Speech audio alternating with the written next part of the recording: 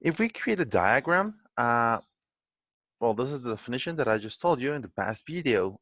If we created a diagram, we need a counter, okay? This is gonna be our counter. Most of the time, we use the letters I, J, and K.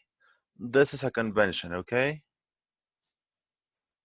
Convention is a standard. We use these letters because pretty much everyone has used them for most of the time, right? So we use those letters, and we repeat this as long as this happens, okay?